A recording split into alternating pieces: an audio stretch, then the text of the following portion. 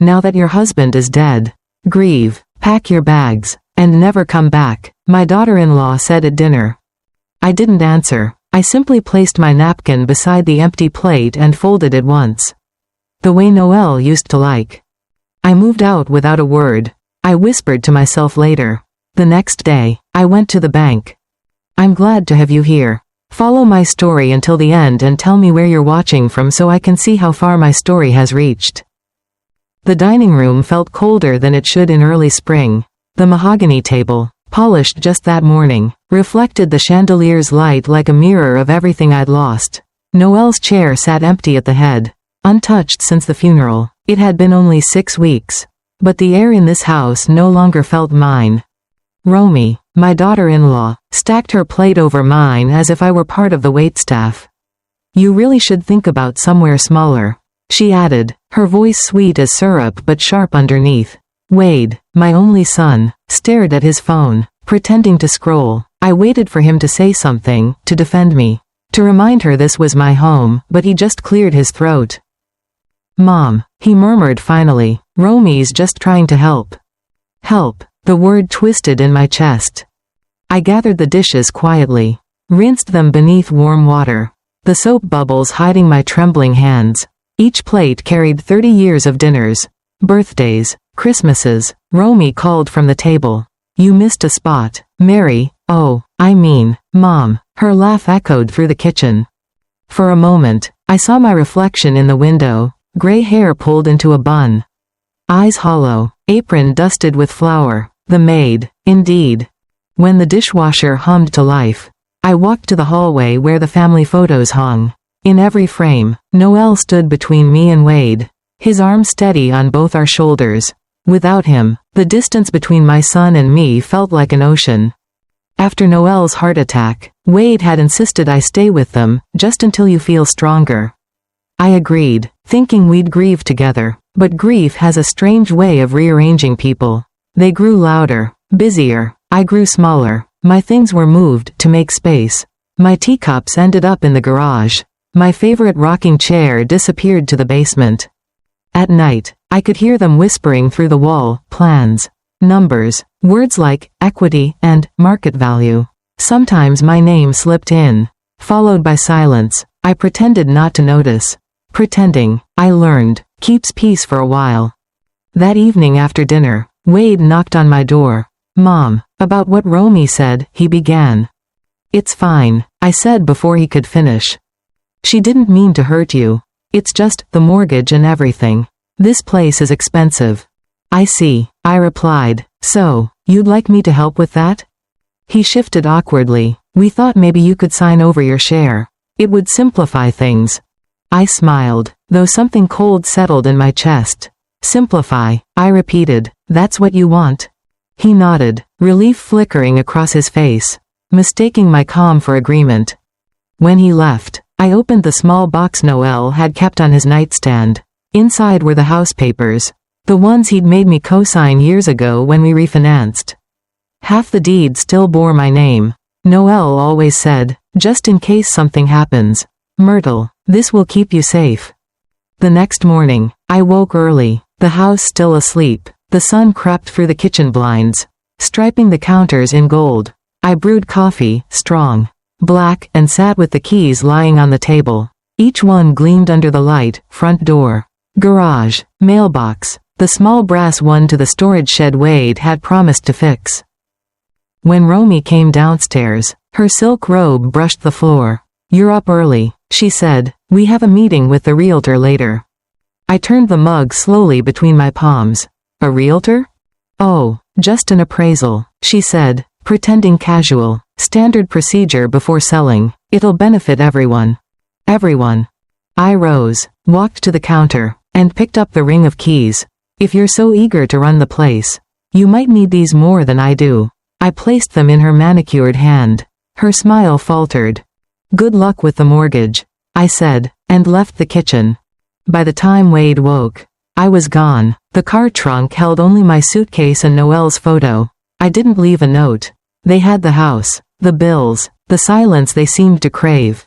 The road stretched out ahead, lined with budding trees. For the first time in months, I breathed easily. I didn't know where I was going, only that I wasn't heading back. I drove until the interstate flattened into long gray ribbons and the radio turned to static.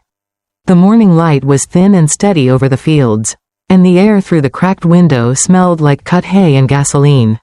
I kept one hand on the wheel and the other on the photo of Noel wedged between the cup holders. He was smiling in that way he did when he wanted me to stop worrying.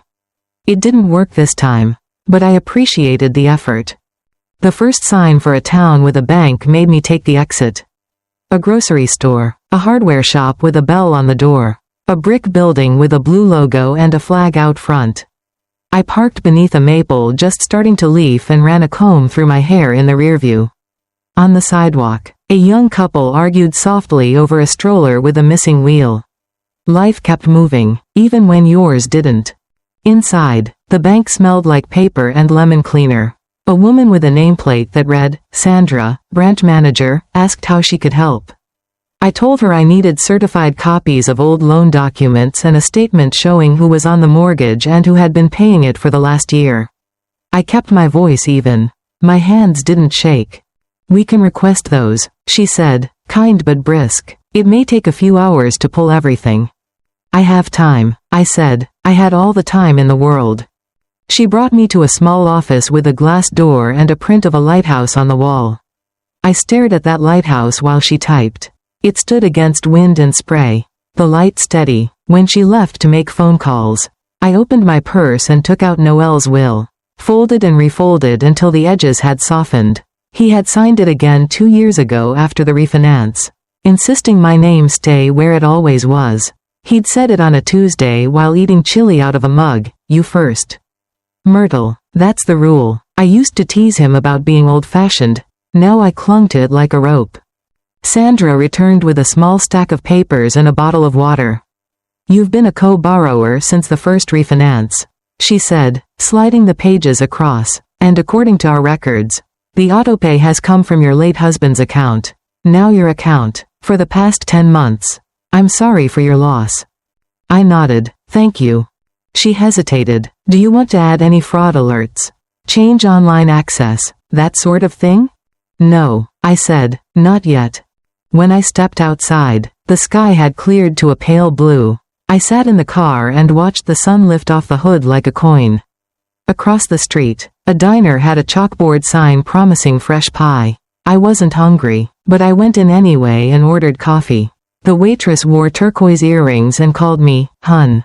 I took a sip and felt heat spread through me. Gentle and honest. I hadn't felt anything simple and honest in weeks. After coffee, I found a quiet corner in the library and called Martin Reynolds, the attorney who'd handled Noel's papers. His voice came warm, steady, the same as it had been in the conference room after the funeral when he'd laid his hand over mine so I could sign without smudging the ink. Martin, I said, I left the house. He didn't ask why. Where are you? About 60 miles south, a small town with a lighthouse print in the bank. I let out a breath I didn't know I was holding. I need to make sure I'm not leaving anything tangled. You're not, he said. Your name is on the deed and the note. If you wish, we can record a notice that you won't assume further maintenance responsibilities while you're not in residence. And we can prepare a letter to the servicer. It won't change the payment due dates, but it will make clear who is initiating any requests. I'd like that, I said. I'll email you drafts, he added. And Myrtle, don't worry about them listing the property or having appraisers over without you present. You have rights. Rights, I repeated. The word felt like a coat taken off the back of a chair and put on again. Familiar in the shoulders. I thanked him and promised to check my email at the library. Before hanging up, I added, please don't contact Wade or Romy yet. Understood. It was almost noon when I stepped back into the sun. The town's water tower made a humming sound. Somewhere nearby, a mower coughed to life. I walked 2 blocks to a small motor court, the kind with a single-story row of rooms and green doors. The sign said, weekly rates. The man at the desk handed me a key attached to a plastic diamond and a remote with one missing battery. The room smelled faintly of bleach and old air that had nowhere to go. I opened the window anyway. I placed the house keys on the nightstand as if they might roll away. The ring felt heavier now that I wasn't the one holding a household together. I set Noelle's picture beside them and the papers from the bank in a neat stack. My suitcase took the chair by the window. The bedspread had a pattern of blue squares like a quilt someone gave up on. I lay down for a moment and listened to the hallway ice machine. The traffic. A dog barking 3 rooms over. Sleep wouldn't come. That's the thing about leaving. Your body goes before your mind does. My mind was still at the mahogany table, still measuring the distance between Romy's smile and Wade's silence in inches and miles. I got up, made a list on hotel stationery. The list was quiet and practical. County recorder, confirm status of deed. Insurance, remove my personal property from coverage at that address. Post office, change of address, temporary. Social Security, update mailing if I stay longer than a month. Storage unit, month to month near here. Email Martin, approve letters. Call Ruth, not yet. At the bottom I wrote, in smaller letters, breathe. By late afternoon, the letters from Martin had arrived in my inbox. I walked back to the library, printed them for a small fee in quarters, and signed where he'd put little sticky arrows. The librarian gave me a manila envelope and a smile. We can scan them back for you, she said. I watched the machine pass light over my name. Slow and deliberate. When we finished, I stepped outside and let the warm air sit on my skin. At 5 o'clock, my phone rang. Wade. I watched his name flicker on the screen and then go dark. A minute later, it rang again. I let it. On the 3rd try, I answered. Mom, where are you? His voice was tight, the way it gets when he's looking for his car keys and swears he left them by the door. Romy said you handed her the keys and just left. I did, I said. You can't just leave. We have things to sort out. I'm sorting them, I replied. How did the kitchen look after I left? Did you run the dishwasher? It was a small, gentle meanness, and I allowed it. He exhaled. This isn't funny, Mom. The mortgage is due in 2 days. So pay it, I said. I kept my voice even. Steady. You told me last night you wanted to simplify things. Consider this part of it. A beat of silence. Romy didn't mean what she said. She was stressed. The realtor. Don't, I said softly. Don't use stressed when you mean unkind. I'm just trying to keep it together here, he said, smaller now. You can't put me in the middle. You put yourself there, I said. The words surprised me with how calm they sounded. Like stating a weather report. I'll be in touch when I'm ready. I ended the call before he could answer. My hand trembled for the first time all day. I sat on the library steps until my breathing matched the rhythm of cars stopping and going at the light. In the evening, I walked to the river trail behind the motor court. The path wound beneath cottonwoods, their leaves making a sound like 1,000 small hands applauding. I counted my steps to slow my mind. After the funeral, I'd done the same, counting teaspoons of sugar. Counting the stairs to the bedroom I no longer felt I'd earned. Grief made numbers out of everything. I understood that now. I thought of the house.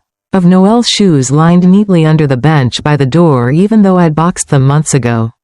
Of the way light fell across the stairs at 4:30 p.m. in summer. Some places keep your fingerprints even after you wash your hands. Back in the room, I made instant oatmeal with hot tap water and ate it standing by the sink. The motel TV showed a game show with bright lights and bells. I turned the volume low and let the colors float across the wall. After a while, I called the number on a flyer for short-term rentals. A woman named Diane had a studio above her garage that smelled. She promised, like cedar and laundry soap. Month to month, she said, and I'm 2 blocks from the bus line. I'll see it in the morning, I said. I hung up and opened my purse. The ring of keys looked dull now, as if they'd lost their job and were too proud to admit it. At midnight, the phone lit up again. A text from Romy, you're being dramatic. We were trying to help you. You know you can't handle a house that size. Be reasonable and come back so we can talk like adults. A second message followed. Also, where did you put the file with insurance info? The realtor needs it. I set the phone face down and turned off the light. The room deepened into blue squares and quiet. I slept for 2 hours and woke with my heart pounding. A dream of the dining room chandelier swaying without wind. I sat up, took 3 long breaths, and pictured Noelle's hand closing over mine on the steering wheel.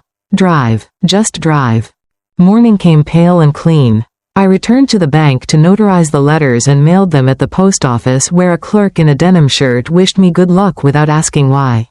Diane's garage studio was exactly as she'd said, cedar walls. A small window that looked toward a maple. A hot plate. A narrow bed with a clean white cover. She showed me where she kept extra towels and a jar of buttons she'd collected for years. You can take a few if you need them, she said. Everyone needs a spare button. I paid the first month and moved my suitcase to the corner. I hung Noelle's photo above the small desk with 2 pushpins. I stood back and measured the distance from his eyes to mine. It was the right height. That afternoon, I took the bus to the county building. The clerk wore a necklace shaped like a tiny apple and explained where to find the recorder's office. In the waiting area, a man in work boots hummed a hymn under his breath. When my number was called, I stepped to the counter and slid the notice across. The woman there read it and looked up at me with a kind of precise sympathy. "This will go on the record today," she said. "Do you want a certified copy?" "Yes," I said. 2. Back outside, I sat on the steps with the envelope on my lap. A breeze lifted the corners. I imagined paper traveling through systems. 1,000 small switches flipping. Here, here, here. Not a weapon, not a threat, just clarity. On my way back to the bus stop, I passed an antique store with a display of mismatched teacups. Through the window, their saucers made perfect little moons in a row. I almost went in to buy one. Then kept walking. I didn't need to build a life with objects today. Today required only air and a chair to sit in. The phone rang again near sunset. Wade. I let it ring once. Twice. On the 3rd ring, I answered. "Mom, I paid the mortgage," he said, blunt, tired. "It wiped out our checking. The appraisal is tomorrow. Romy wants to know if you'll come back for it." "No," I said. "You don't need me to show an appraiser where the stairs are. She wants to make this right," he added quickly, as if the words could outrun themselves. "It's not about right," I said. "It's about respect." He was quiet for so long I thought the line had dropped. Then, softer than before, "How'd I fix that?" I closed my eyes. The maple outside the studio scraped the siding like soft sandpaper. "You listen," I said, "and you stop letting other people speak for you." He didn't defend himself. "Not this time." "Okay," he said. "Can we talk tomorrow?" "Yes," I said. "Tomorrow." I ended the call and set the phone beside the photograph. I opened the window and let the evening in. Across the alley, someone practiced scales on a piano. Slow and careful. Do, re, mi. Start at the beginning. Climb a little. Hold your breath. Come back down. I stood there a long time, counting the notes, not afraid of the silence between them. Before bed, I wrote another list. This one didn't need bullet points. Breathe. Walk the trail. Find a thrift store mug. Call the utilities. Remove my name from anything in that house. Ask Martin about a mailbox rental. Save every message. Don't explain what doesn't need explaining. I put the list under the photograph, turned off the lamp, and lay down. Somewhere, Wade would be measuring the distance from the kitchen to the living room. Learning the weight of a key ring he'd wanted so badly. Somewhere, Romy would be rehearsing a smile that didn't quite reach her eyes. Somewhere, the mahogany table would gleam under light without bodies around it. I counted backward from 100. At 72, I stopped counting. I pictured the lighthouse from the bank print. Light turning in a slow, patient circle, saying the same thing over and over. Not unkindly, "I'm here. I'm here. I'm here. If you're still with me, thank you. Tell me the city you're listening from." I like to imagine the map of all of us, dots of light, holding steady. One quiet story at a time.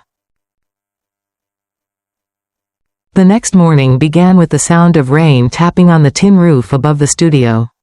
It wasn't heavy, just a steady rhythm like fingers on glass. I made coffee on the hot plate and watched the steam drift toward the small window. Outside, the maple tree looked washed clean. every leaf trembling. I thought about Wade's voice the night before, quiet, uncertain, younger somehow, and wondered if he'd slept at all. The phone stayed silent. I didn't reach for it. I'd learned that silence can be its own kind of sentence. Instead, I opened a notebook I'd bought at the dollar store and wrote today's date on the first line. Beneath it, one word, begin. By mid-morning, I walked to the library. The air smelled of wet pavement and lilac from the bushes near the steps. Inside, the same librarian waved. I sat by the window with my coffee and opened the local paper. There was a small article about a community garden needing volunteers. I read it twice. Dirt, seeds, sunlight, things that grew when given a chance. I wrote down the phone number on a scrap of receipt paper and tucked it in my pocket. Around noon, my phone finally buzzed. Wade again. I waited through 4 rings before answering. Hi, Mom, he said carefully. We had the appraisal this morning. Oh? Yeah, it went fine, I guess. Romy's not happy. The value came in lower than she expected. Lower than the dream, I said. He sighed. She's stressed. We both are. The bills. I cut him off softly. Did you get the letters from the lawyer? I did. You filed them? Yes, it's all official now. He was silent for a beat. So, that's it? For now, I said. You wanted to simplify things. This is simple. He tried to laugh, but it cracked halfway out. You sound different. I am, I said. I'm busy drinking my coffee. He murmured something I didn't catch. Then, almost a whisper, Romy wants to apologize. She can, I said, just not yet. Are you safe? I'm fine. I miss you. I let that hang there, soft as the rain outside. Then do better, I said, and ended the call. The rest of the day moved quietly. I went to the post office, mailed the signed copies Martin had asked for, and stopped at the thrift store next door. I found a white mug with a chip on the rim and a small ceramic bird that fit in my palm. At the register, the clerk said, "That one's 50 cents. I paid in quarters and walked out smiling. Back at the studio, Diane was sweeping her porch. She waved her broom like a flag. You settling in, dear? I am, I said. You keep a nice garden. Come by tomorrow, she said. I'm trimming the roses. You can take a few cuttings if you like. I'd like that. That night, I arranged the mug and the little bird on the windowsill beside Noel's photo. For a moment, I could almost feel him in the room, approving quietly the way he always did, with a nod. Not words. When the rain stopped, the air turned crisp. I opened the window to let it in. Somewhere in the distance, a train horn sounded, low and lonely. I thought of all the mornings I'd stood in that old kitchen, waiting for Wade to come downstairs for breakfast, telling myself that patience was love. Maybe it had been, or maybe it was just habit. The next day, I joined the community garden. The coordinator, a retired teacher named Evelyn, showed me the plots, tiny rectangles of earth bordered by old bricks. You can start with this one, she said. The last lady planted tomatoes. You'll need to turn the soil. I nodded. My hands hadn't touched dirt in years. I knelt, pressed my fingers into the damp earth, and felt it crumble, cool and alive. Evelyn smiled. That's the best therapy I know, she said, and left me with a trowel. I worked for hours, pulling weeds, loosening clumps, breathing. The ground gave a little under my weight. Like forgiveness. When I straightened up, my knees ached and my heart felt strangely light. I wiped my hands on my jeans and looked at the sky. It was blue again. That evening, Wade texted, "Mom, the bank called. They said something about your notice. Romy's furious. She thinks you're trying to take the house." I typed slowly. I'm not taking anything. I'm just done giving it away. No reply came. The days settled into a rhythm. Morning coffee, garden work, library visits, quiet dinners alone. The ache of loss dulled into something manageable. Like an old scar you forget until the weather changes. I began to see myself not as a woman who'd been cast out, but as someone who'd walked away before the fire reached her. One afternoon, while pruning the small tomato vines that had begun to sprout, my phone rang again. I almost didn't answer, but the screen showed an unfamiliar number from my old town. "Mrs. Harper?" a man's voice asked. This is Doug from the appraisal office. I was just following up on the property visit last week. Are you planning to attend the closing inspection? I'm not, I said. You'll need to speak with my son or his wife. He hesitated. Well, ma'am, I wanted to confirm, there's an issue with the documents. The deed lists you as co-owner. Both signatures are required for any sale. I know, I said quietly. That's correct. I just wanted to make sure you were aware. He said. I am, I replied. Thank you for the reminder. After we hung up, I sat on the bench by the garden gate and laughed softly. The way you laugh when life finally hands back a piece of what it took. That night, another message from Wade. Romy says you're sabotaging us.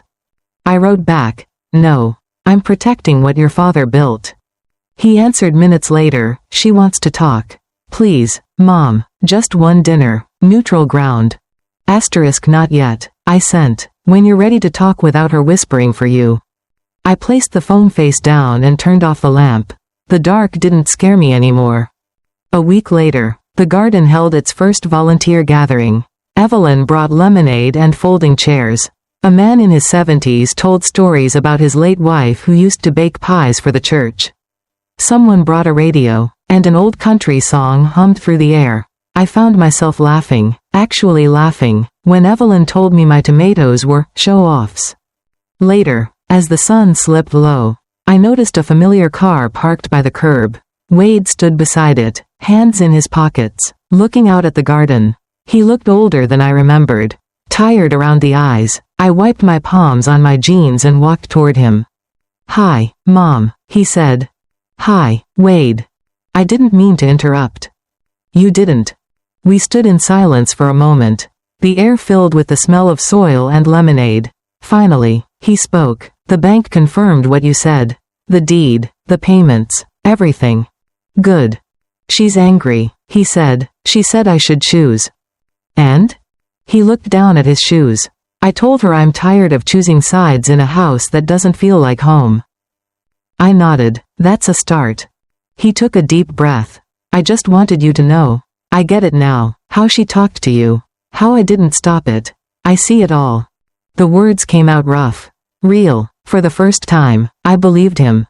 I'm not asking you to fix it, I said, just to see it. I do. He reached into his pocket and pulled out a single key, the one to the front door. The brass dull from use. You might want this, he said. I shook my head. Keep it, you'll need it more. He looked confused. Mom. I'm fine here, I said. This place has sunlight and quiet. That's enough for now. He nodded slowly. Can I visit? Of course. Just call first. Bring your own coffee. He smiled then, small but honest. Deal. When he drove away, the garden lights flickered on one by one. I sat on the bench and watched the sky turn the color of apricots. For the first time in months, the ache in my chest wasn't grief. It was relief. Later that night, I wrote another line in my notebook under begin asterisk. Forgive, but remember. I closed it, placed it beside Noelle's photo, and whispered into the quiet room. We're all right now. The rain returned before dawn, soft against the roof, steady as breathing. Somewhere, in that house I used to call mine, the mortgage statement would arrive in the mailbox. I imagined Romy's face when she opened it, saw both our names still printed there side by side. Not a battle cry, just the truth she couldn't scrub away. If you've listened this far, thank you. Tell me the city you're in.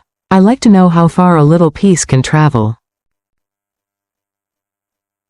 The next few weeks passed in quiet rhythm. Morning sunlight slid across the cedar walls of the studio, painting long gold bars over the bedspread. I woke early, made coffee, and walked the 2 blocks to the garden before the heat settled in. The air there smelled of damp soil and basil. My hands grew strong again, tanned and streaked with dirt. I liked it. Dirt doesn't lie. Wade called sometimes, short conversations at first. He'd talk about work, the kids, the weather, not the house, not Romy. I didn't press. He needed to find his own footing before he could look me in the eye again. One afternoon, I came home from the garden to find a small envelope wedged under my door. No stamp, no name. Inside was a photo, an old one. Me, Noel, and Wade standing in front of the house when it was newly painted. The lawn still patchy. On the back, someone had written in Wade's handwriting, "She's gone." I sat on the edge of the bed and read it again. The words were plain, no punctuation, just truth. I didn't need details. I could imagine how it happened, Romy's final outburst. Her refusal to live under a roof that wasn't entirely hers. The sound of a suitcase zipper. The slam of a door. I folded the note and slipped it between the pages of my notebook.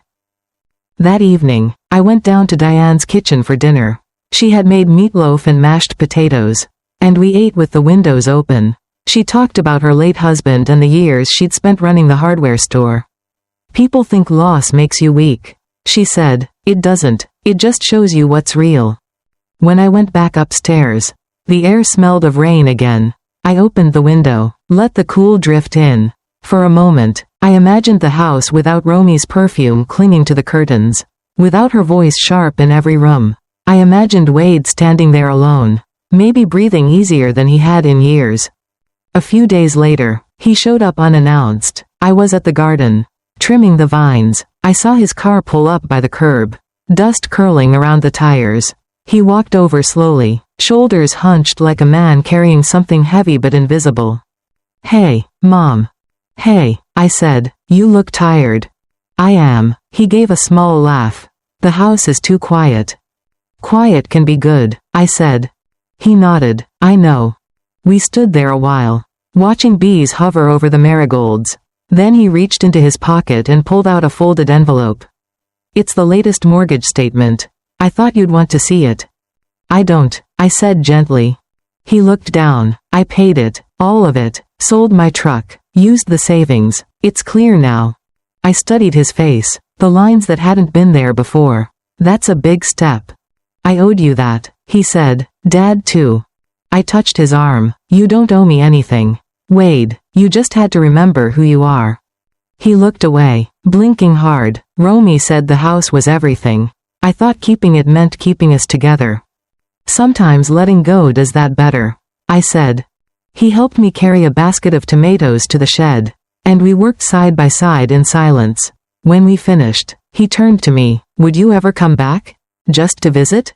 "Maybe," I said, "if the house feels like a home again." He nodded. "I'll make it one." He left just before sunset. The air shimmered with the smell of cut grass and warm earth. I sat on the garden bench and watched him drive away, the taillights fading like embers. That night, Diane knocked on my door holding a letter. "This came for you," she said. "Looks like lawyer mail." Inside the envelope was a copy of the finalized deed transfer, showing my portion of the house reinstated under my name alone. A note from Martin clipped to the corner read, "Confirmed. Property secured. No further action required unless you choose to sell." I stared at the paper until the words blurred. Safe. Mine. Not a victory. Exactly, just equilibrium returning. I put the document in a drawer beside Noel's photo. Days later, a small package arrived from Wade. Inside was a framed picture of the garden where I used to plant roses behind the house. Long before Romy ever appeared. Tucked behind it was a handwritten note. "We're replanting them this weekend. Emma wants the pink ones you liked. Love, W." I smiled. The simplest gestures are the loudest. At the garden that afternoon, Evelyn asked if I wanted to help with the new sign for the entrance. "We need something hopeful," she said. I painted Harbor Garden in white across a piece of reclaimed wood. When I stepped back, the word harbor caught the light. A place for ships to rest. A place for people to breathe. In the evenings, I started cooking again, not for anyone else. Just for me. Stew that simmered for hours. Cornbread with too much butter. The smells filled the small room and reminded me that comfort could exist without an audience. A week later, Wade called again. "Mom," he said, "Emma wants to see you. She misses Grandma." "I miss her too," I said. "Can we drive down Sunday?" "Of course. There's plenty of room here for 2 guests and 1 small whirlwind." When they arrived, Emma ran up the steps holding a bouquet of wildflowers tied with a shoelace. "Grandma, Daddy says we're planting roses again." "That's right," I said, kneeling to hug her. "Pink ones, just like before." Wade stood behind her, smiling. The weariness was still there, but it had softened. We spent the afternoon walking to the garden. Emma chased butterflies between the rows, her laughter scattering like seeds. When she tripped and fell, I reached for her hand, and Wade reached at the same time. Our fingers brushed, steadying the same small person who carried both our names. Back at the studio, I poured lemonade. Wade looked around the small space. You really like it here? I do, I said. It's honest. Everything fits. He nodded. I get that now. Before they left, he lingered at the door. Mom, thank you for not giving up on me. I touched his cheek lightly. You were worth waiting for. After they drove away, I sat by the window with my notebook. The pages were filling up, dates, thoughts, fragments of peace. I wrote one more line before closing it. Home isn't a place. It's a moment when no one calls you the maid. The rain returned that night, gentle and forgiving. I turned off the lights and lay still, listening to it move across the roof. Somewhere out there, in the house we built and nearly lost, the roses would soon be blooming again. If you're still here, listening, tell me where you're watching from. Sometimes, knowing someone out there understands is enough. The Sunday visits became routine. Every other week, Wade and Emma drove down the old highway, bringing groceries I didn't ask for and stories I didn't know I needed. The sound of Emma's laughter filled the small studio, her shoes tapping across the wood floor like tiny reminders that love could return in smaller, gentler forms. Sometimes she'd draw pictures while I cooked, me with gray hair and flowers in my hands, her daddy smiling beside me. One afternoon, she held up a drawing and said, "That's you, Grandma, you're planting magic beans." I smiled. Are they going to grow into a castle? She shook her head. No, into a big hug. That kind of truth only comes from children. By early summer, the garden overflowed with color. The tomatoes climbed their cages, and the roses Diane had given me finally bloomed, pale pink with edges of cream. I brought a few home, placing them in a chipped vase by Noelle's photo. The room smelled like something living again. Wade had started fixing up the house piece by piece, painting the porch, replacing a broken step, planting grass where weeds had taken over. It feels lighter, he told me one afternoon over the phone. Different. Maybe it's the quiet, I said. Maybe, he answered, or maybe it's because I'm not walking on eggshells anymore. He didn't say Romy's name, and I didn't ask. Some chapters don't need to be reread. That week, a letter came from the bank confirming the mortgage was fully paid. The page was thin, the ink faint, but the words felt heavy in my hands. Loan satisfied. Account closed. I folded it neatly, put it in the drawer with the deed. The house was free again, clean of debt, of fear, of manipulation. The following weekend, Wade invited me to come see it. It's different now, Mom, you'll see. I hesitated. Are you sure? Yes, he said. Emma keeps asking when Grandma's coming home. So I went. The drive felt shorter this time, the turns familiar but softer. When I pulled into the driveway, the porch light was already on, though it was barely sunset. The house looked new in the simplest way, curtains open, windows clean, a pot of yellow daisies by the steps. Wade met me at the door. Welcome home, he said quietly. I stepped inside. The air smelled of lemon polish and something baking. The dining table, Noelle's table, stood gleaming again. No clutter, no tension, just space. I traced my fingers over the wood. You sanded it 3 times, he said, smiling. Emma helped. From the kitchen came her little voice, Grandma, close your eyes. When I did, she led me by the hand, her small fingers warm and sticky from frosting. Okay, open. On the counter sat a lopsided cake, pink icing sliding down the sides. The words "Welcome home" written in uneven letters. My throat tightened. I managed a laugh. It's beautiful. It's crooked, she said proudly, just like us. I cut 3 slices. We ate in the living room, the same room where I used to feel invisible.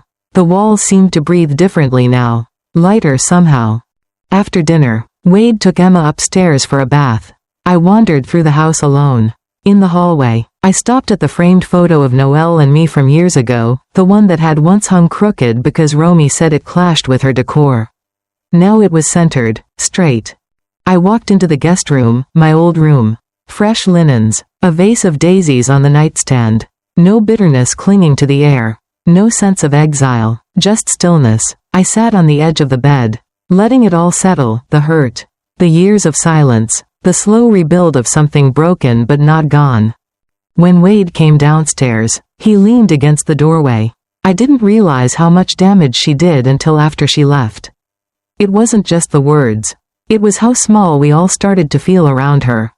I nodded. She liked power. People like that mistake control for love. He sat beside me. I let her do it. To me, to you. And now you're undoing it. I said, that's enough. He rubbed his face. I wish Dad were here. I looked at Noelle's photo on the dresser. He is. We sat in silence until Emma's voice drifted down the stairs, singing a lullaby off-key. I smiled. She's got your rhythm. Poor kid, he said, laughing. When I left that night, Wade walked me to the car. You sure you don't want to stay? I like my little studio. I said, it's home now.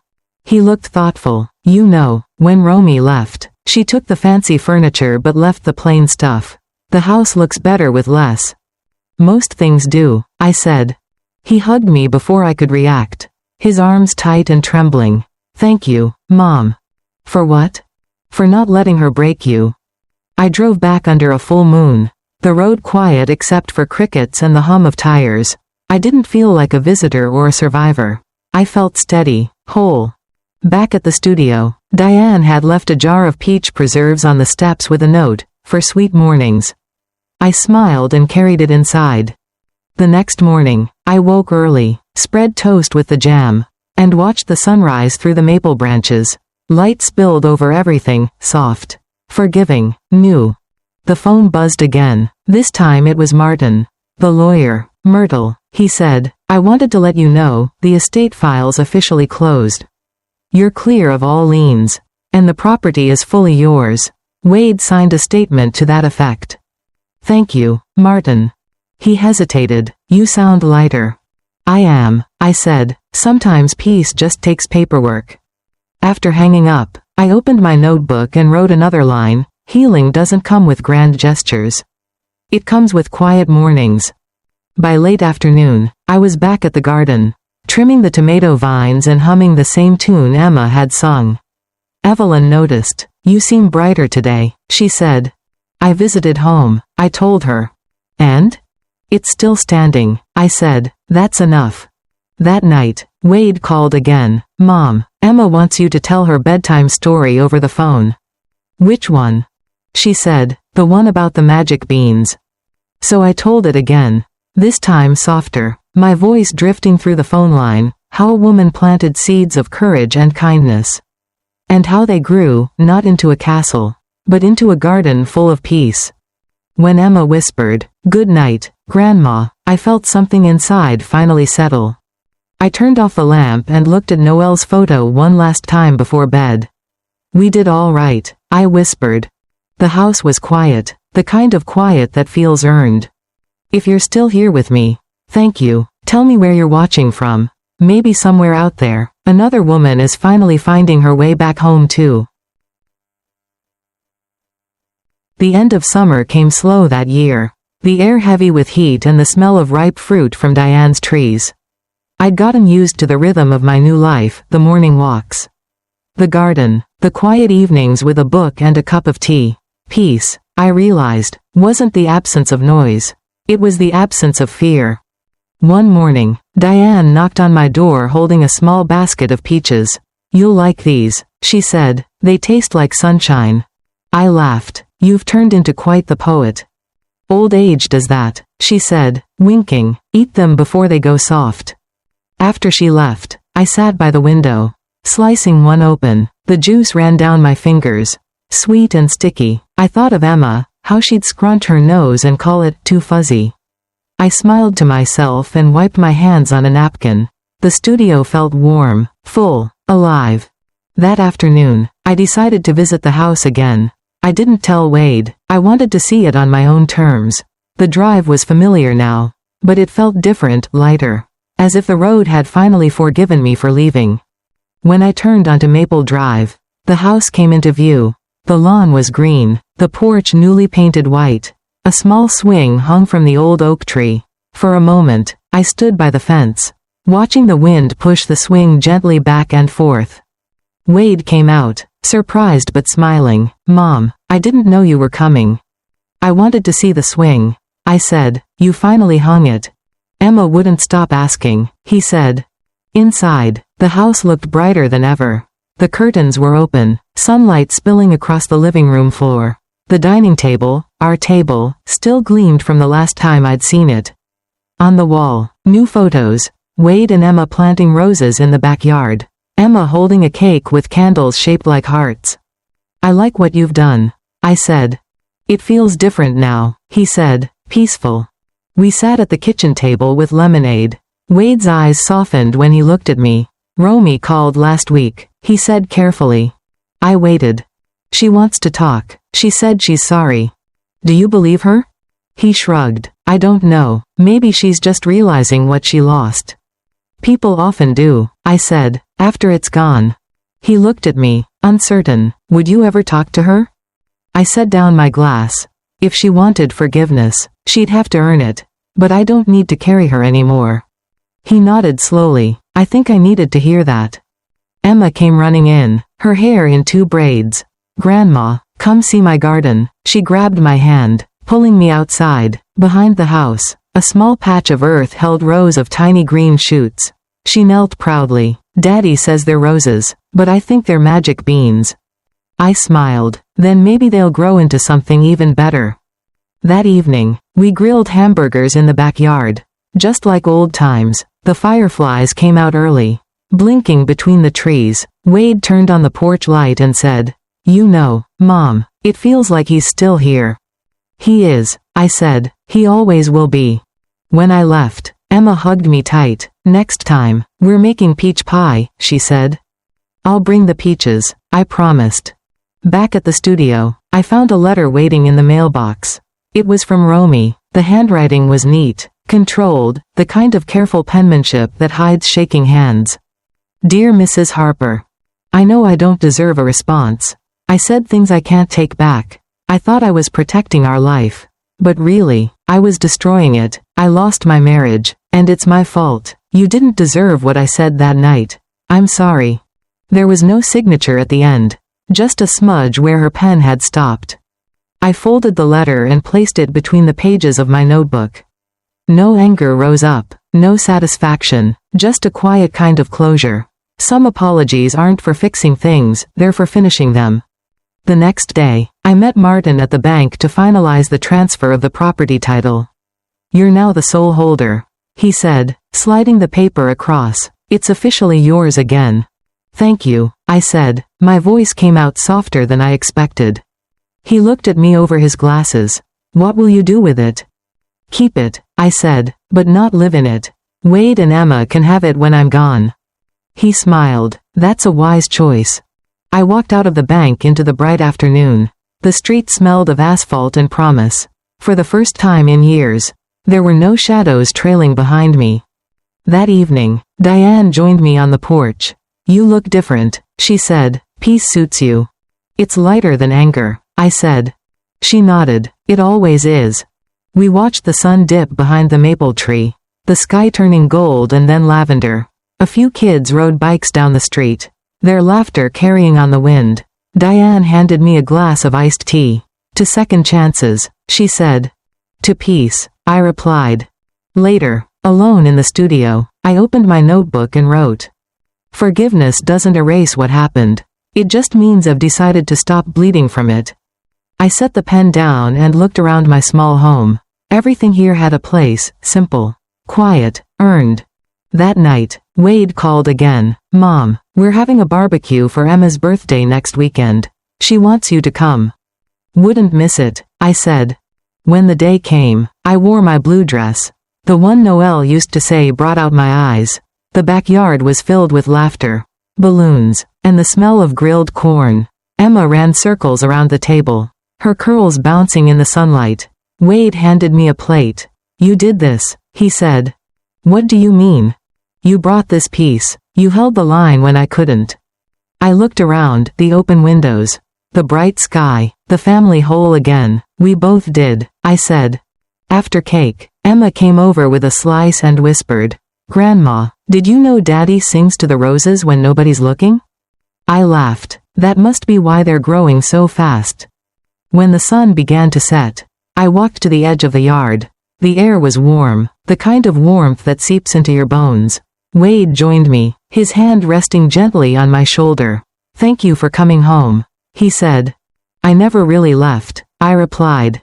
As I drove back that night, the road shimmered with the last light of day. The world looked open again, wide, forgiving, alive. Back at the studio, I placed a single rose from Emma's garden into a small jar of water. The petals caught the glow of the lamp. Soft and perfect, I sat beside it and whispered to the quiet room. We made it, Noel, all of us. If you're listening to this, thank you for staying. Tell me where you're watching from. Maybe you've found your peace, too, or maybe you're still searching. Either way, keep going, it's closer than you think. Fall crept in quietly. The air carried that sharp edge between warm and cold, the kind that makes you pull your sweater a little tighter.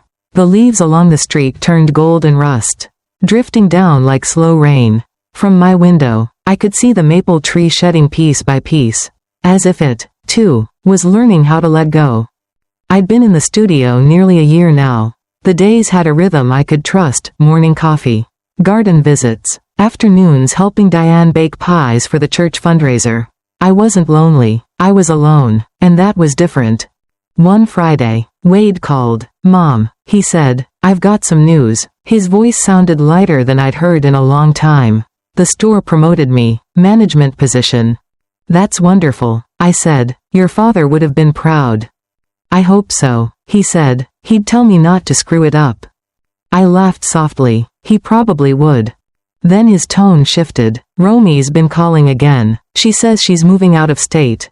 Wants to sell her half of the business. She still has a business? I asked. Barely, but she said something strange. She thanked me. Said losing everything was the best thing that ever happened to her. Some people have to hit the ground before they look up, I said. Yeah, he murmured. I think she finally did.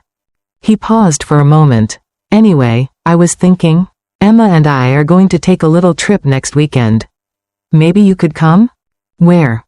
Dad's lake, the cabin. It's still standing, needs a little cleaning, but I thought, I'd like that, I said.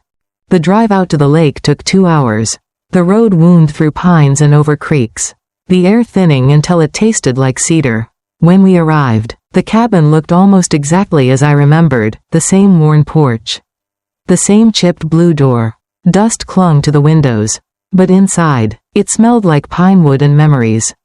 Emma ran straight to the dock, her hair flying. It's so big, she yelled. Grandma, can we swim? Not today, sweetheart, the water's too cold. Wade opened the windows, letting in the lake breeze. I used to think this place was boring, he said. Now it feels like breathing. That's what getting older does, I said. Teaches you to like the quiet. We spent the afternoon sweeping floors and scrubbing countertops. Emma found an old deck of cards and insisted on playing War until sunset. When night fell, we lit a small fire outside. The lake reflected the stars so clearly it looked like another sky beneath us. Wade poked at the fire with a stick. Mom, do you ever think about starting over? Like, really starting over? I already did, I said. He smiled. Fair enough, but I mean, maybe selling the studio. Moving closer to us? I like where I am, I said gently, but I'll visit more. I'd like that, he said. Emma fell asleep curled up on my lap, smelling like campfire and sugar. Wade watched her for a long time. She's everything, he said quietly. She is, I agreed, and she's watching you, so make sure she sees what love is supposed to look like. He nodded, eyes wet in the firelight. I'm trying, Mom, I really am. Later, after he carried Emma inside, I stayed by the fire a while longer. The night was still, the only sound the soft slap of water against the dock. I looked up at the stars and whispered, "We did it, Noel. He's finding his way." When I went inside, Wade was asleep on the couch. Emma curled against him. I covered them with a blanket and sat in the old rocking chair by the window. The same chair I used to rock him in when he was small. The boards creaked the same familiar rhythm, slow, steady, safe. Morning came pale and silver. I stepped outside with my coffee, the mug warming my hands. Across the lake, fog drifted low, curling around the trees. I thought of how far we'd come, how a single cruel word had cracked everything open. And how, somehow, the light had gotten in through the cracks. Wade joined me, rubbing his eyes. "You're up early." "Habit," I said. He leaned against the railing. "I've been thinking, maybe we should keep this place. Fix it up." "You should," I said. "It's good soil for new roots." He smiled. "Emma said she wants to plant roses here too." "Of course she does," I said. We spent the morning patching the porch and clearing branches. When the sun climbed higher, Wade brought out a photo from his wallet, one I hadn't seen in years. It was the three of us standing by this very dock. Noel's arm slung around my shoulder. "I found it in a box," he said. "Figured it belongs here." He nailed it to the wall inside, right above the mantel. For the first time in a long while, the cabin felt like a home again. That afternoon, we packed up to leave. Before I got in the car, I took one last look at the lake, its surface calm and bright. "Goodbye, old friend," I whispered. Back at the studio, I unpacked slowly. The quiet welcomed me like an old companion. On the table, Diane had left another note. "Stop by for pie. The world's too big for small hearts." I smiled. That evening, I sat at my desk and opened the notebook again. The pages were almost full now. I wrote, "Peace isn't loud, it's the sound of forgiveness breathing." As I closed it, the phone buzzed. A text from Wade. "Emma says to tell Grandma she loves her more than all the stars on the lake." I typed back, "Tell her the stars agree." The days after that blurred gently together. I helped Diane pack apples for canning, joined Evelyn at the garden to prepare it for winter, and even started teaching a small writing group at the library. They were women my age, widows, mothers, grandmothers, each with their own kind of quiet grief. I told them, "Write it down. You don't have to make it pretty. Just make it honest." One woman asked, "How did you forgive what they did?" I thought for a moment. By realizing I didn't want to carry it into my next morning. I said, that was enough. At night, I dreamed of the house sometimes, not the pain, but the light, Wade laughing, Emma chasing butterflies, the kitchen filled with the smell of something baking. It wasn't a dream of loss anymore. It was a dream of survival. A few weeks later, a small package arrived. Inside was a drawing from Emma, me standing by the lake, holding a rose. Across the top, in uneven handwriting, it said, "Grandma fixed the magic beans." I pinned it above my desk. It stayed there, bright and innocent, reminding me that healing has a face. It's small, curious, and calls you Grandma. When the first snow fell, Diane brought Coco upstairs, and we watched from the window. The street glowed under the lamplight, flakes swirling like confetti. She said, "You think you'll ever move back in with your family?" I smiled. I already did, just not under the same roof. Before bed, I stood by the window, watching the snow collect on the maple branches. I whispered, "Good night, Noel. Thank you for leaving me strong enough to stay.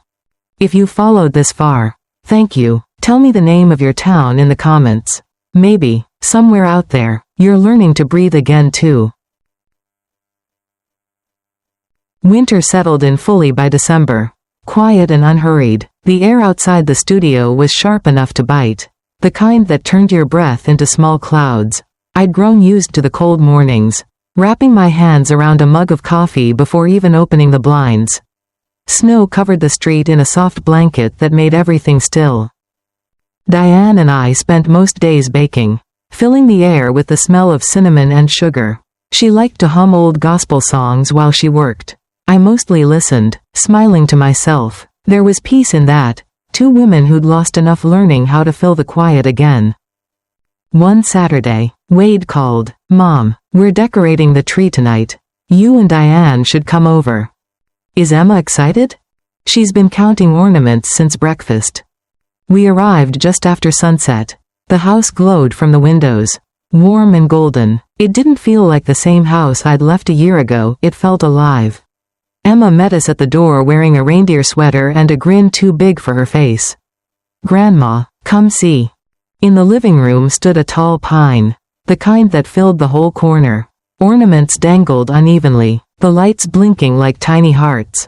On the table sat a plate of cookies and a small stack of presents wrapped in brown paper. Wade was stringing popcorn garlands while humming off-key. I stood there, taking it all in. This was what rebuilding looked like. Not grand gestures, just laughter, light, and forgiveness stitched into everyday moments. Emma grabbed my hand. You hang the angel. Grandma, Daddy says you always did it best. I looked at Wade. He nodded. It's tradition.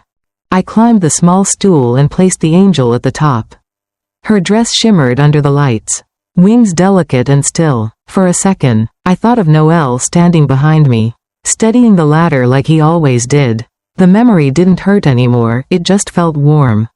After dinner, we sat by the fire. Emma dozed off on the couch, her head resting on Diane's shoulder. Wade handed me a small box. It's not much, he said, but I wanted you to have it. Inside was a silver keychain with a tiny charm shaped like a rose. On the back, it said, "For every door you opened for us." I blinked hard, the firelight catching the edge of my tears. It's beautiful, I said. He shrugged. It's true. Later that night, when Diane and I were leaving, Wade walked us to the car. Mom, he said, I'm thinking of selling the business and starting something new. Maybe a landscaping company. Something real. Something you can grow, I said. He smiled. Exactly. The next few weeks passed in a gentle rhythm.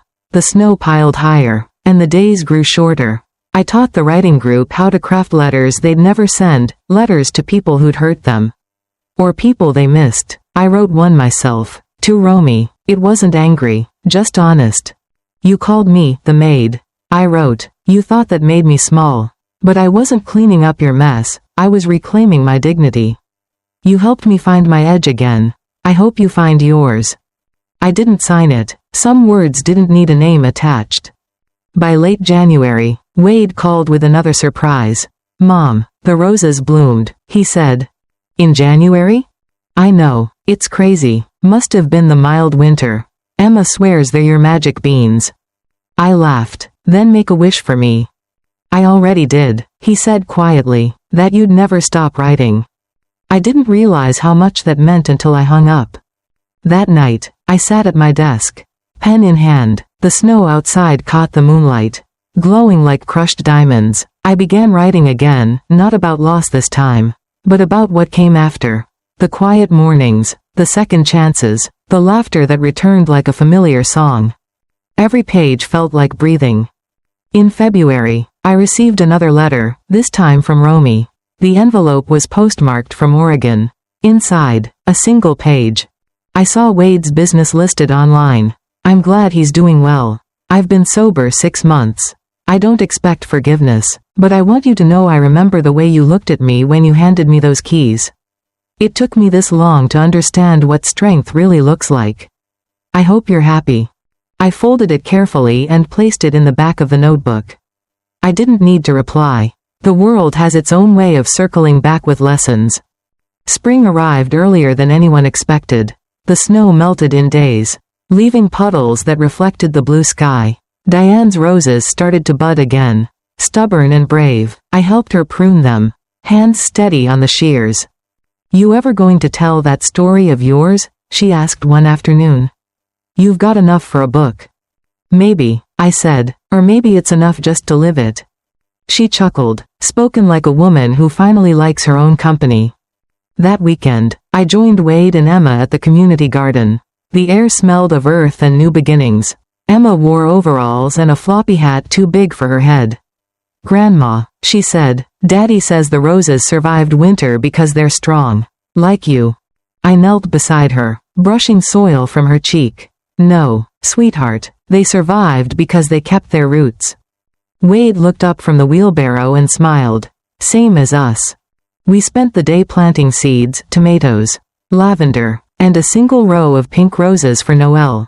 When we finished, we stood back to admire the rows of dark soil, ready for whatever came next. As we packed up, I noticed Wade looking at the horizon, where the sun dipped low over the field. "Mom," he said, "I've been meaning to tell you something. I met someone." I raised an eyebrow. "It's new," he said quickly. "She's kind and patient." I didn't want to say anything until I knew it wasn't just noise. "Does Emma like her?" "She loves her," he said. "Then that's all that matters." He looked relieved. "You don't think it's too soon?" "Life doesn't wait for permission," I said, just for honesty. That night, I sat by my window again, the scent of soil still on my hands.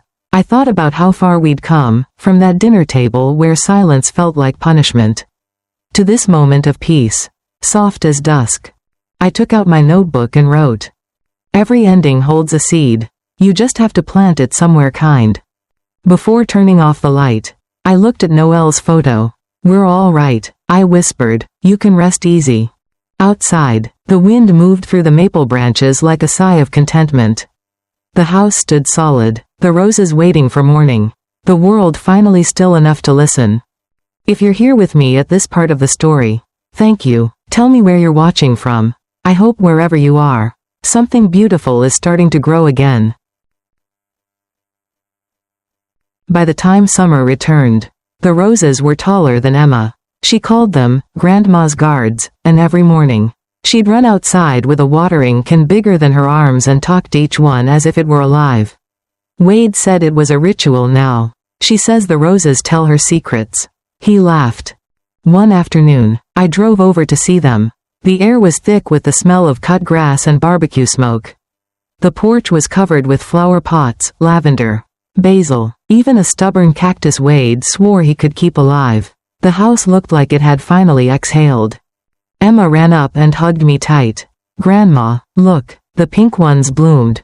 I knelt beside her, touching the petals gently. They were perfect, soft as silk, glowing under the sun. "They're beautiful," I said. "You've been taking good care of them." "I tell them stories," she said proudly. "Happy ones." That night, we ate dinner on the back porch. Fireflies floated across the yard, tiny lanterns flickering in the dusk. Wade grilled chicken, and I made my potato salad, the same recipe Noel loved. The table was simple, just laughter, lemonade, and peace that didn't need to be named. After we ate, Wade brought out a folder.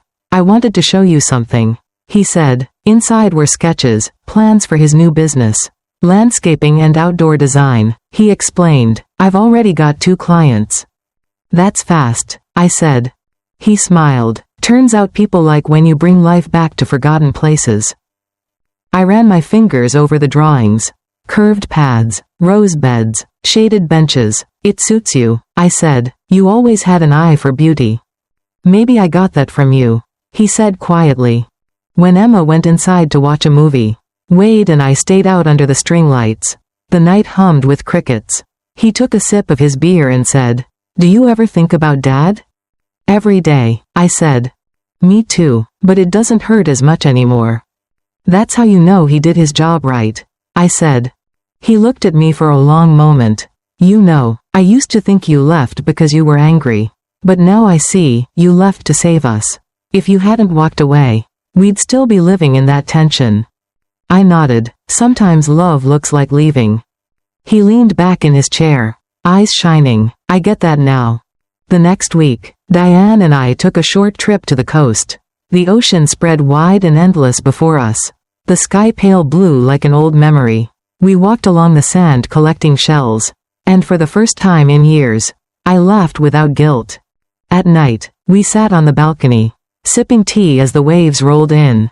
"You ever going to write that story?" Diane asked. "I already am," I said, "just one part at a time." She smiled. "Then make sure the woman in it gets her piece." She already did. When I came home, a letter was waiting from Martin, the lawyer. Inside was a check, the refund from overpaid taxes on the house. A small amount, but enough to make me pause. I decided to do something with it.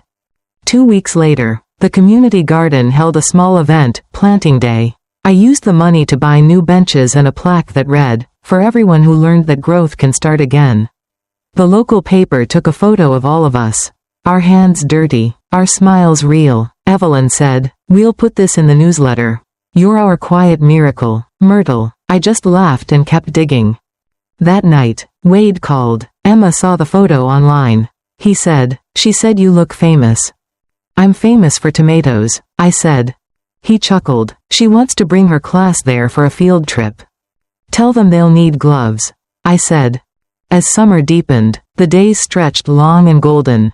My studio filled with light. I started writing letters again, this time to people who'd never read them. Noelle. My younger self. Even Romy. Not to reopen wounds, but to close them properly. "Dear Romy," I wrote one evening, "I hope you're somewhere that smells like salt and new beginnings. I hope you've forgiven yourself." I have. I sealed the letter and placed it under Noelle's photo. It wasn't about sending it. It was about setting it down. In August, Wade invited me to see his first finished project, a small park renovation downtown. When I arrived, he and Emma were standing under a newly planted oak tree. A plaque at its base read, "For those who stayed kind when it wasn't easy." Emma picked the words. He said, "They're perfect," I whispered. The park looked like a dream, clean paths. Flowers blooming in every color. Benches shaded by new trees. Children played nearby, their laughter mingling with birdsong. I stood there a long time, feeling proud in a way I couldn't explain. Afterward, we went for ice cream. Emma chose mint chocolate chip.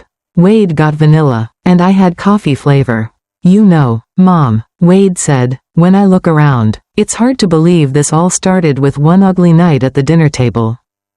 I smiled softly. "That's where a lot of good stories start." He nodded. "You turned it into something better." "We all did," I said. When they dropped me off that evening, Emma hugged me hard. "Grandma, when I grow up, I want to be like you." I laughed. "You already are, sweetheart. You just don't know it yet." That night, the air smelled like rain. I left the window open and listened to the distant thunder. For the first time, it didn't scare me. It sounded like a heartbeat, steady, alive, moving forward. I opened my notebook again, almost at the last page now, and wrote. The storm didn't break me. It washed everything clean. Outside, lightning flashed once, painting the room in white. I sat still, smiling. Later that week, I received another call from Wade. "Mom, we're thinking of starting a scholarship in Dad's name. Something small, for kids who want to study horticulture." "That's beautiful," I said. "He'd love that. We want you to be part of it." "I will," I promised. When we launched it a month later, I stood beside Wade and Emma at the ribbon cutting. Cameras clicked, people clapped, but all I felt was calm. The plaque behind us read, "The Noelle Harper Foundation for Growth. For Grace. For Good Soil." As the crowd began to thin, Wade turned to me. "You ready to close the book on this chapter?" I smiled. "I think it closed itself." That evening, back in my studio, I sat by the window one last time with my cup of tea. The air was cool, sweet with the scent of night-blooming jasmine. I thought of every moment that had brought me here, the betrayal, the silence, the small victories, the laughter returning one piece at a time. I whispered, "We made it, Noelle." And maybe, just maybe, the wind outside whispered back. If you're still listening, thank you. Tell me where you're watching from. Maybe tonight, somewhere between your own storms, you'll find a little quiet, too. Autumn came again, soft and slow, painting everything in shades of amber and rust. The air smelled like wood smoke and old leaves, and the nights started to stretch longer than the days. I'd learned to love that in-between time, the quiet before winter, when everything seems to breathe differently. The community garden was closing for the season. Evelyn handed me a bundle of dried herbs tied with twine. "For luck," she said, "and for courage, though I doubt you need much of that anymore." I smiled, maybe just enough to get through the cold. At home, I hung the herbs by the window and made a pot of tea. The light that afternoon was golden, slow-moving. On the table sat my notebook, almost full. I'd been writing less these days, not because there wasn't anything left to say, but because peace doesn't make noise. Wade called that evening. "Mom," he said, "we got the first scholarship applications in. Kids from all over. One of them wrote that your story inspired her to go into horticulture." "My story?" I asked, laughing softly. He chuckled. "Yeah, I may have told it to the local paper when they did the article."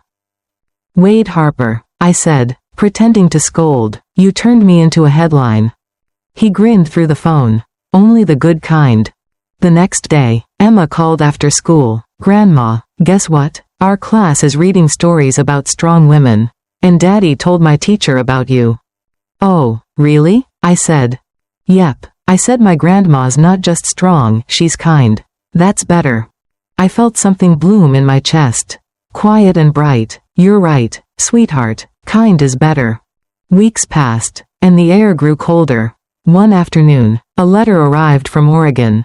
I knew the handwriting before I even opened it. "Dear Mrs. Harper, I heard about the scholarship.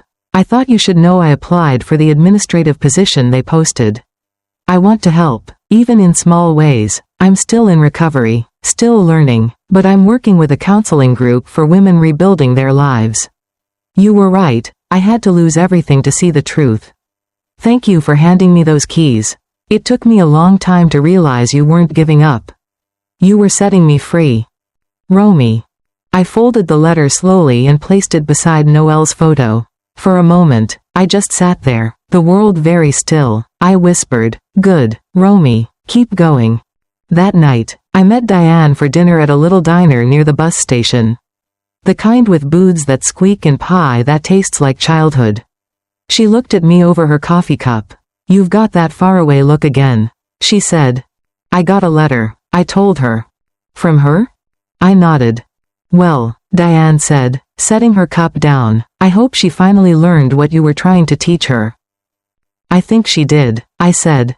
The bell over the diner door jingled. A group of teenagers came in, laughing, shoving each other in line. I watched them and thought how strange and beautiful it is. How life keeps moving no matter who's watching. When I got home, the first snow had started to fall, small flakes drifting past the streetlights like feathers. I stood on the porch for a long time, letting them melt against my skin. Somewhere in the distance, a church bell rang, soft and low. A week later, Wade invited me to a dinner celebrating the first scholarship recipient.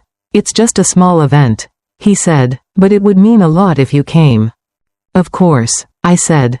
The hall was decorated with autumn flowers and candles. The young woman receiving the award stood at the podium, her hands trembling slightly as she spoke. "I didn't think I could rebuild my life," she said, "until I read about someone who did. Someone who didn't stop when it got hard. Someone who made peace sound possible."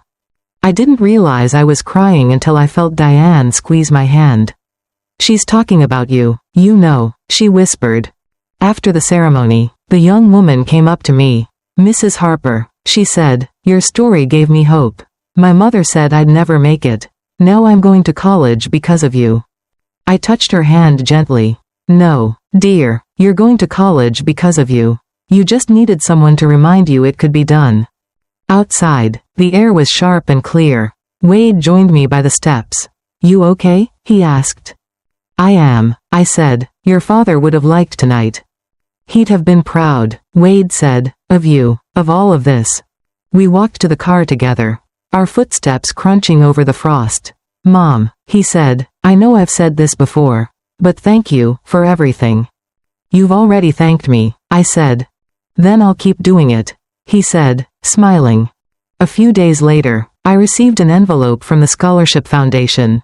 Inside was a photograph from the ceremony, a group shot of us all smiling under the banner. The caption read, "The First Bloom." I framed it and set it beside Noelle's picture. For the first time, the two photos didn't feel like past and present, they just felt like one story continuing. By Christmas, the house was alive again with lights. Wade and Emma came over to my studio instead of hosting. We cooked together in my small kitchen, bumping elbows and laughing over spilled flour. Diane brought her famous pie, and we sat close, sharing stories, music, and quiet joy. Later, after they'd left, I stood by the window watching snow fall again. The world was white and still. I thought about that first night. The one where Romy called me the maid, asterisk, and how far we'd come from that moment. How something cruel had turned into a bridge, not a wall. I whispered, "You see, Noelle, everything found its place." Then I took the last clean page of my notebook and wrote, "Love doesn't vanish when people fail you. It just changes shape until you're ready to hold it again." I closed the notebook and placed it on the table, beside the roses that Emma had brought me from her garden. Their petals were fading, curling at the edges, but they still smelled sweet. If you've made it this far, thank you for staying with me. Tell me where you're watching from. Maybe your story is still unfolding. Or maybe you're at peace now too. Either way, remember this. Every ending is just a quieter beginning waiting to bloom. The new year began with pale sunlight and the slow drip of melting snow.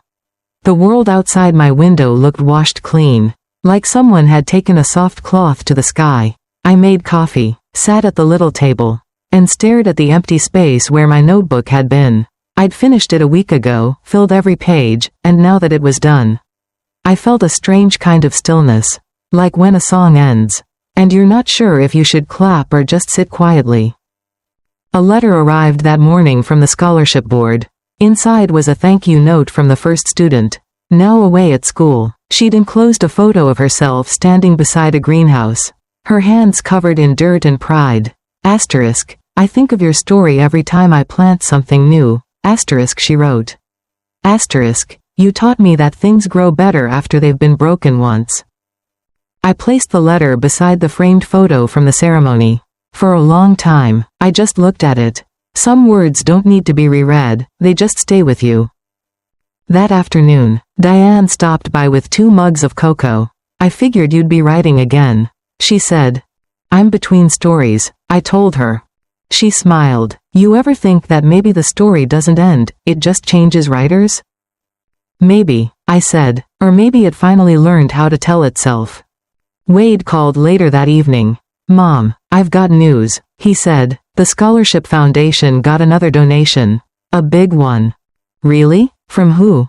Anonymous, he said, but the check came from Oregon. I didn't need to ask. Romy, I said quietly. He hesitated. You think so? I know so, I said. She's finally paying something forward. The silence that followed wasn't heavy. It felt peaceful. Over the next few weeks, I started volunteering at the community center, helping with a program for older women learning basic computer skills. We've all been rebooting, Diane joked one morning, and everyone laughed. There was something beautiful about watching women my age typing with cautious fingers, trying to find themselves in a new world. One of them, a woman named Lila, asked, "Aren't you the lady from that newspaper article? The one who started the garden project?" I smiled. Maybe, but it wasn't just me. She leaned closer. Well, whoever it was, it gave me the courage to leave a bad situation. So thank you, even if it wasn't you. I didn't correct her. I just reached over and squeezed her hand. You did that yourself, I said. By spring, the roses behind the old house bloomed again. Wade sent a picture. Emma standing between them, grinning, both hands stained with soil. Asterisk, they're yours, Grandma, asterisk, the message said. Asterisk, the magic beans made it another year. I printed the photo and pinned it beside my desk. Some people measure success by money or applause. For me, it was that grin, muddy hands, pink flowers, and a little girl who believed in magic. One warm Sunday, Wade and Emma drove down to take me to the park. It had been a year since the ribbon cutting for the scholarship fund. The park was greener now, fuller, more alive. The oak tree they'd planted in Noelle's memory was growing strong, its branches stretching toward the sky. Emma placed her palm against the bark. Grandma, it's bigger than me now. It'll always be bigger than us, I said softly. We sat on the bench beneath it, watching families pass by. Wade turned to me. Mom, I've been thinking about something. What's that? I want to buy the studio from you. Not to move you out, just to keep it in the family. So you never have to worry about rent again. I looked at him, surprised. You don't need to do that. I want to, he said. It's time I took care of you for a change. I smiled. You already have, Wade, you just didn't notice. But a week later, he showed up with papers and a grin. Too late, it's done. He slid a small envelope across the table. Inside was a deed and a note that read, "For the woman who taught me how to keep the lights on, both in the house and in my heart." I felt tears sting my eyes. But I laughed through them. "You're your father's son," I said. He nodded. "I hope so." Later that month, Romy sent another letter, not handwritten this time, but typed neatly, like something she'd worked hard to get right. "Dear Mrs. Harper, thank you for letting me be part of something good. I've started volunteering with a women's shelter in Portland. Some of the women remind me of who I used to be, angry, lost, pretending strength was louder than kindness. I tell them about a woman who once handed me house keys and said, 'Good luck with the mortgage.' I thought it was cruelty back then. Now I know it was mercy. Thank you for teaching me the kind of strength." I folded the letter and tucked it into the back of my new notebook. This one had a red cover. I hadn't written much in it yet. Just a few lines. "Peace isn't loud. It's a quiet room and someone who finally knows she belongs there." Summer came again. Diane's health began to slow her down. So I visited her more often. We spent afternoons in her kitchen, talking about small things, the weather, the price of bread, the way life never really ends. It just changes shape. One evening, as I was leaving, she said, "Promise me one thing, Myrtle." "What's that?" "Keep telling the story, not the pain part, the part after." "I promise," I said. And I did. When the local library asked if I'd host a small talk about resilience, I almost said no, but Wade insisted. "You've been teaching people how to heal without even trying." He said, "It's time you owned it." So I stood in that small room under the hum of fluorescent lights and told my story, not the polished version, but the real one. I spoke about betrayal, grief, and the slow work of forgiveness. When I finished, the room was silent for a moment. Then an older man in the back stood up and said, "I thought I was too old to start again. You just proved me wrong." That night, I walked home under a sky full of stars, my heart light. A few weeks later, I visited the lake cabin again. The air was warm, the water still. I sat on the dock with my feet dangling above the surface. The same place where, a year ago, I'd told Noelle we'd done all right. This time, I didn't have to say anything. The quiet said it for me. When I drove back to town, the maple trees were starting to bloom again. The same trees that once watched me walk away from everything now seemed to whisper welcome. I parked outside the studio, stepped inside, and felt the familiar creak of the floorboards beneath my feet. The smell of roses drifted in through the open window. I made a cup of tea, sat by the window, and wrote one more line in the red notebook. I thought my story ended the night I handed her those keys. But endings are just turns in the road. And sometimes, if you keep walking, peace is waiting right around the bend. If you're here with me now, thank you for listening all this way. Tell me where you're watching from. Maybe your story hasn't found its quiet yet, but trust me, it will. The light always comes back, even for those of us who once stood in the dark. It was early morning when I woke to the sound of birds outside the studio window. The light was soft, stretching across the walls like a memory. I sat up slowly, the air cool and calm, and for a moment, I didn't move at all. I just breathed. There was no rush anymore. No phone ringing, no one calling me names, no sense of walking on eggshells in my own home. Just the hum of life, gentle and steady. On the small table by the window sat the red notebook. I opened it, running my fingers across the pages, reading bits of the sentences I'd written over the last few months. Peace isn't loud. Every ending holds a seed. The storm didn't break me. They weren't just words now, they were proof. That afternoon, Wade and Emma came by with takeout and a surprise. "You're coming with us," Wade said. "Where are we going?" I asked. "You'll see," he said, smiling like a man who finally knew where he was leading his family. We drove out of town, past the fields and the church steeple, until the road opened up to the horizon. The sky was that shade of gold that only happens right before sunset. When we turned into the park, I knew. It was the same park where the oak tree grew. the one planted in Noelle's memory. But this time, there was something new, a small bench at its base. Polished and waiting, a plaque was set into the wood. Wade took my hand. "We wanted you to see it first." I leaned closer. The plaque read, "For Myrtle Harper, who turned loss into legacy, asterisk.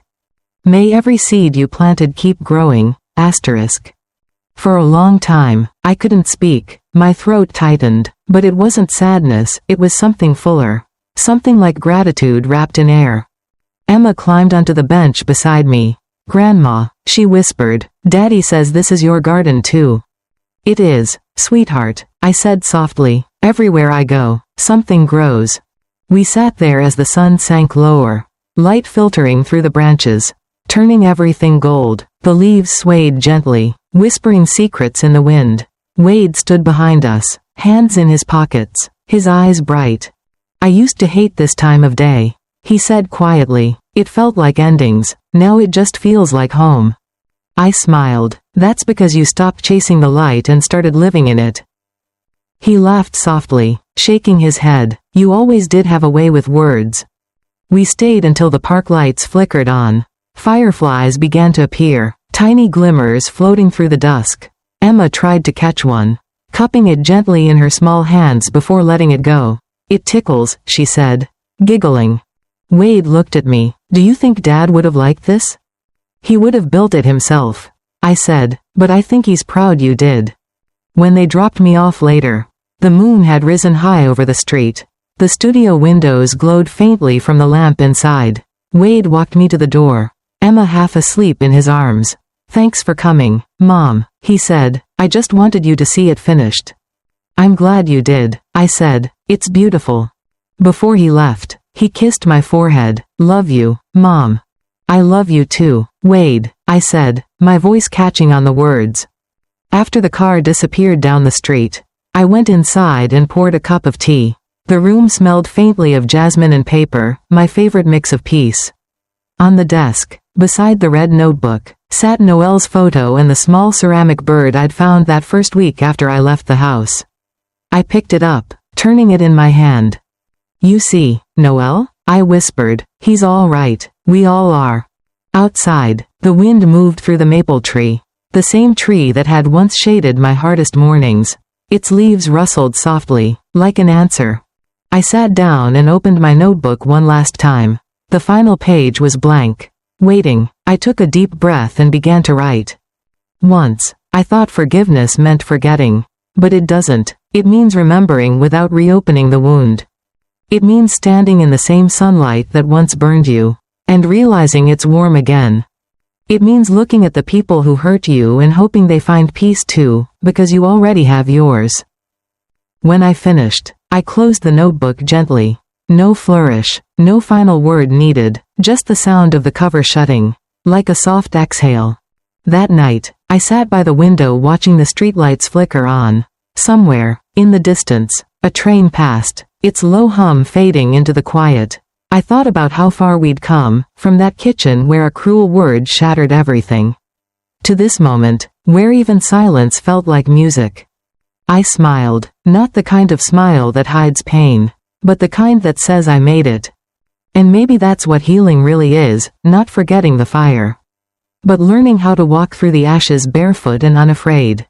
I turned off the lamp, leaving the window open so the night breeze could drift in.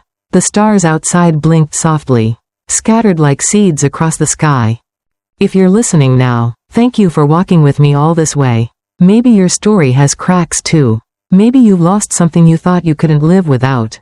But if I've learned anything, it's this: broken ground is where the wildflowers grow. So wherever you are, take a breath, step forward, the light always finds its way back. And that's how my story ends, not with anger, not with loss, but with roots deep in the soil, and peace blooming quietly all around me.